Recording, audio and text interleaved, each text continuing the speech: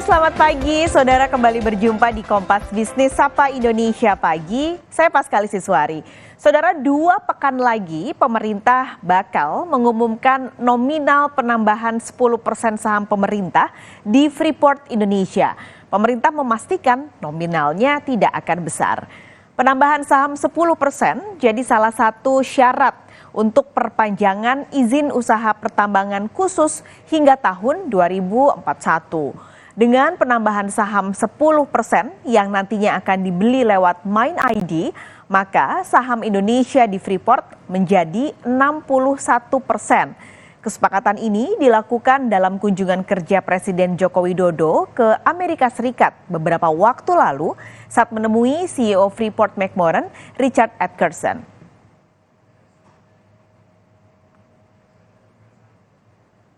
Freeport itu penambahan saham 10% itu tidak ada dibayar dalam valuasi, sekecil mungkin itu pasti ada lebih murah banget ya. Angkanya itu saya akan umumkan 2 minggu lagi ya. Kalian tunggu 2 minggu lagi, oke? Kita ke sorotan lainnya, Saudara. Untuk ke-18 kalinya kegiatan Annual Report Award digelar. Nah, kegiatan ini secara rutin dilakukan untuk mendorong emiten menerapkan keterbukaan informasi, terutama lewat laporan keuangan. Pagi ini kita akan berbincang bersama Sekretaris Panitia Pelaksana ARA, Sidarta Utama. Selamat pagi, Pak Sidarta. Selamat pagi Mbak. Pak Sidarta, ini untuk tahun ini, ARA sudah 18 kali. Nah, temanya apa sih Pak kalau untuk tahun ini? Tema tahun ini adalah Integrated Mindset Toward Sustainability for Long-Term Creation. Kami memilih tema ini karena di era keberlanjutan di mana perusahaan ini tidak saja memperhatikan kinerja keuangan, tetapi juga perlu memperhatikan kinerja lingkungan dan sosial. Maka untuk dapat memastikan perusahaan menciptakan nilai dalam jangka panjang, maka model bisnis perusahaan ini perlu dirubah. Ya, jadi mindsetnya yang selama ini mungkin fokusnya hanya kepada kinerja keuangan, sekarang juga harus mengintegrasikan kinerja lingkungan dan sosial dalam model bisnis perusahaan. Nah, untuk itu perusahaan perlu melakukan transformasi ya, bagaimana model bisnis yang dulunya memisahkan kegiatan CSR ini sebagai kegiatan yang sampingan, sekarang ini juga merupakan kegiatan strategis karena ini penting untuk menjamin keberlanjutan perusahaan dalam jangka panjang. Itu kenapa kami memilih tema ARA tahun ini. Oke, ini berarti tadi poin pentingnya adalah soal ESG yang memang selama ini juga banyak sekali yang mendorong ESG diberlakukan oleh perusahaan-perusahaan. Betul. Pak Sidarta, selain ESG ini, kriteria penilaian yang dilakukan untuk emiten-emiten yang mendapat penghargaan dari gelaran ARA ini apa saja, Pak? Ya, sejalan dengan tema ARA tahun ini, maka kami menilai pengungkapan perusahaan ya di laporan tahunan, tidak saja di laporan tahunan, juga di laporan keberlanjutan. Ya, jadi ini untuk pertama kalinya ARA penilaian itu tidak saja pada laporan tahunan dan tetapi juga laporan keberlanjutan. Dan di sini kami mengacu pada aturan OJK ya terhadap perusahaan-perusahaan publik mengenai pengungkapan yang disampaikan di laporan tahunan dan di laporan keberlanjutan. Nah, di sini titik berat kami adalah pada pengungkapan yang terkait dengan ESG, yaitu governance, environment, dan social. Tentunya juga ada pengungkapan-pengungkapan lainnya. Nah, jadi itu terutama yang membedakan ya ARA tahun ini dengan ARA tahun-tahun sebelumnya, di mana kami fokusnya ini kalau tahun-tahun sebelumnya hanya laporan tahunan, sekarang juga masuk ke laporan keberlanjutan. Demikian. Ini yang menjadi juri atau mungkin panel dalam menilai kinerja emiten ini siapa, Pak? Ya, jadi penyelenggara ARA di sini adalah Komite Nasional Kebijakan Governance bersama penyelenggara lainnya, yaitu kami didukung oleh Kementerian Perekonomian, kemudian dengan Otoritas Jasa Keuangan, Bursa Efek Indonesia, kemudian juga dengan Ikatan Akuntan Indonesia, serta Kementerian Keuangan DJP, Direktorat Jenderal Pajak. Nah, jadi jurinya itu berasal dari tadi institusi yang saya sampaikan, kecuali dari OJK ya, karena OJK sebagai pengawas perusahaan-perusahaan publik tentunya tidak dapat turut serta ya dalam melakukan penilaian. Jadi anggota jurinya tadi yang seperti saya sampaikan disertai juga dari kalangan akademisi. Jadi dengan adanya keberagaman dalam dewan juri ini diharapkan penilaian dapat menjadi lebih objektif dan juga independen. Jadi demikian ya mungkin yang bisa saya sampaikan. Lembaganya sudah dari berbagai sudut pandang, tadi juga harapannya menjadi lebih mungkin baik penilaiannya. Artinya siapa saja yang memenangkan penghargaan di tahun ini, Pak Sidarta? Ya, jadi di sini kami mempunyai sejumlah kriteria.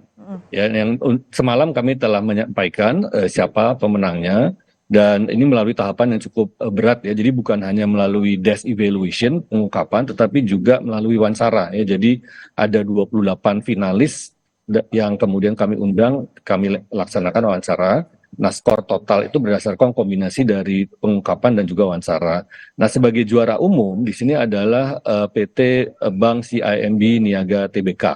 Ya, jadi itu yang juara umum. Nah, selain itu kami juga ada beberapa kategori.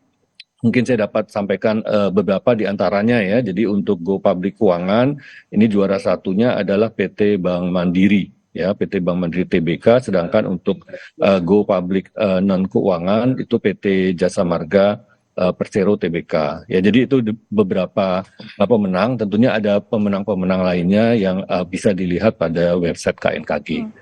Tapi saya jadi penasaran Pak, tadi kalau Pak Sidarta sudah bilang ada dari 3 pemenang, ini 2 perbankan. Apakah memang perbankan mendominasi pemenang ARA tahun ini Pak? Ya, jadi secara umum peserta ARA ini jumlahnya 165 ya, dan peserta ini yang mendominasi adalah dari bank dan juga dari BUMN ya, karena memang kepesertaan ARA ini sifatnya voluntary ya, jadi para peserta ini diminta mendaftar dan memang kita tahu selama ini perbankan ini regulasi mengenai GCG ya, mengenai praktek good corporate governance ini lebih ketat ya dibandingkan dengan sektor lainnya. Demikian juga ketentuan OJK ini mewajibkan bank-bank, terutama bank-bank yang besar ya, untuk lebih awal melaksanakan mempublikasi laporan keberlanjutan. Nah, sehingga ini juga bisa menjelaskan ya kenapa kemudian yang memperoleh penghargaan ini itu banyak dari perbankan dan juga dari BUMN. Namun juga ada sih dari sektor-sektor non keuangan yang juga menonjol ya. Tadi seperti saya sampaikan kalau untuk yang Go Public non keuangan itu PT Jasa Marga juara 1, juara 2 ini PT Bukit Asam, dan 3 ini ada dari swasta juga, Mbak, yaitu PT Ostindo Nusantara Jaya Tbk. Nah, ini ada juga. Jadi kita lihat di sini walaupun memang ada kecenderungan sektor tertentu dan juga BUMN, tapi ya alhamdulillah gitu. Jadi dari sektor swasta ini ternyata juga ada juga gitu yang kinerja yang bagus. Jadi mereka juga sudah punya kesadaran gitu ya untuk melaksanakan bisnisnya secara berkelanjutan. Mungkin. Ini kan sebenarnya tadi Pak Sidarta juga cerita kalau sifatnya voluntary ya Pak, dari perusahaan silahkan kalau ingin mendaftar, tapi apakah sudah bisa terlihat selama 18 kali penyelenggaraannya ini, bisakah gelaran-gelaran semacam ini Pak Sidarta meningkatkan keinginan emiten untuk membuat keterbukaan informasi yang makin baik atau kinerja seperti tadi yang keberlanjutan, ESG yang semakin baik Pak? Seharusnya demikian ya, karena seperti yang tadi saya sampaikan nih, bahwa saat ini kinerja perusahaan ini dinilainya oleh investor ya, investor di pasar modal dan juga para pemberi pinjaman ya di sektor perbankan. Mereka menilai kinerja perusahaan tidak saja berdasarkan profit ya, tetapi juga berdasarkan lingkungan dan sosial. Nah, ARA ini, penghargaan ARA ini menunjukkan perusahaan-perusahaan yang telah sangat transparan gitu menyampaikan kinerja lingkungan sosial dan keuangan, termasuk juga praktek governance-nya. Jadi dengan mengacu kepada ARA itu sebenarnya juga memberikan masukan ya kepada para investor dan juga para pemangku kepentingan lainnya, bahwa perusahaan-perusahaan ini memang telah melaksanakan model bisnisnya ini secara terintegrasi ya, dan harusnya ini pada akhirnya akan meningkatkan reputasi perusahaan tersebut ya, dan ini tentunya diharapkan juga dapat mendorong di masa mendatang lebih banyak lagi perusahaan yang dapat mengikuti ARA ini. Oke. Demikian. Ini harapannya supaya ini juga jadi apa ya Pak, alat bantu begitu juga untuk investor melihat perusahaan-perusahaan mana yang memang kredibel dalam membuat laporan keuangannya secara transparan dan benar. Pak Sidarta Utama, terima kasih pagi ini sudah berbincang di Kompas Bisnis. Terima kasih. Sampai ketemu, sehat selalu Pak. Sama-sama. Makasih. Saudara, Kompas Bisnis akan kembali lagi usai jeda. Nanti kita kembali dengan informasi tren kenaikan harga bahan pokok masih terus terjadi. Harga naik merata terjadi